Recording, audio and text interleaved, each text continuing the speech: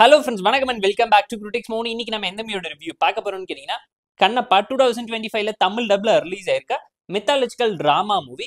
விஷ்ணு மஞ்சு, பிரபாஷ், அக்ஷய் குமார்னு ஏகப்பட்ட பேரை நிறைச்சு எடுத்திருக்கக்கூடிய பேன் இண்டியல் டிராமாவை எப்படி சொதப்பி இருக்காங்கிறது இந்த படம் பார்த்து நீங்க தெரிஞ்சுக்கோங்க. ஒரு real life mythological drama story புக்கை பார்த்து இன்ஸ்பயர் பண்ணி கதை பண்ணி எடுக்கணும்னு சொல்லி சிவபக்தனா நம்ம கதையோட ஹீரோ விரதம் இருந்து பெர்ஃபார்மன்ஸ்ல கலக்க எவ்வளவுதான் எஃபோர்ட் போட்டு ட்ரை பண்ணியிருந்தாலும் அந்த அளவுக்கு சாட்டிஸ்ஃபைங்கா எங்களால பண்ண முடியல. கிளைமேக்ஸ்ல லாஸ்ட் 10 மினிட்ஸ் அட்டகாசமா இருக்குங்கிறது கண்டிப்பா இந்த படம் பார்க்கும் உங்களால தெரிஞ்சுக்க முடியும். சிம்பிளான ஒன் லைன் ஸ்டோரி என்னன்னு கேட்டீங்கன்னா, தின்னப்பனா இருக்கக்கூடிய நம்ம கதையோட ஹீரோ சின்ன வயசுல அவரோட நண்பரை பலி கொடுத்ததுனால கடவுள் மேல நம்பிக்கை இல்லாம கோவத்துல சுத்திக்கிட்டு இருக்காரு. 25 வருஷம் கழிச்சு நம்ம பிரபாஸ் ஒரு கேம் சேஞ்சரா கதையில மாற்றம் கொண்டாந்ததுக்கு அப்புறம் நம்ம கதையோட ஹீரோக்கு சிவன் மேல பக்தி வர ஆரம்பிக்குது.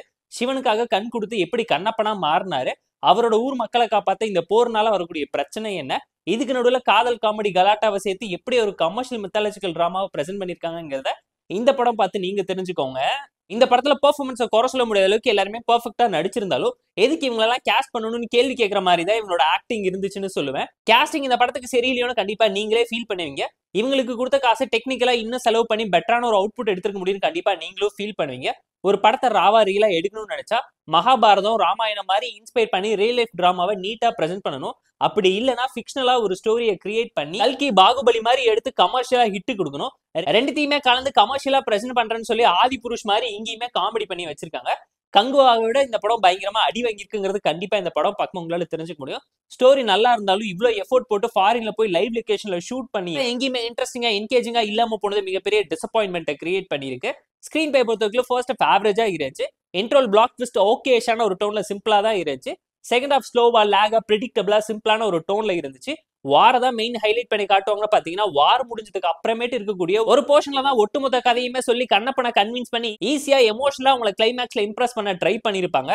அக்ஷய்குமார், காஜல், சரத்குமார்னு சொல்லி எல்லாருமே எக்ஸ்டெண்டட் கேமியோ ரோல்ல 10 நிமிஷத்துக்கு மேல டயலாக் பேசிக்கிட்டு தான் இருக்காங்களே தவிர யாருக்குமே ப்ராப்பரான ரைட்டிங் இல்லைன்னு கண்டிப்பா நீங்களே ஃபீல் பண்ணுவீங்க. அப்பா பையனுக்கு நடுவில் இருக்கக்கூடிய விட்டுட்டாங்க. ஹீரோயினை வச்சு இவ்வளவு கிளாமரா எடுக்கணுமான்னு கேள்வி கேட்கற லெவலுக்கு ஒரு கடவுள் படமா இதுன்னு நிறைய விஷயத்த ரொம்ப ஓப்பனா தான் காமிச்சிருக்காங்க. நார்த்திகனா இருந்து பக்தனா மாறுற எமோஷனை யார் பார்த்தாலுமே பக்தி வர அளவுக்கு எடுக்காம பக்தியில கூட எவ்வளவு பிசினஸ் இருக்கு, கலப்படம் இருக்கு பாருங்கன்னு சொல்லி படம் எடுத்த மாதிரி தான் பாடம் எடுத்து வச்சிருக்காங்க. சோ படத்துல ஒரு சில ஃபிளாஸ் இருந்தாலும் ஃப்ளோ எந்த விதத்துல அஃபெக்ட் பண்ணலங்கிறதுனால போர் அடிச்சா டைம் பாஸ்க்காக பார்த்து என்ஜாய் பண்ணுங்கிறத நான் உங்களுக்கு சஜஸ்ட் பண்றேன்.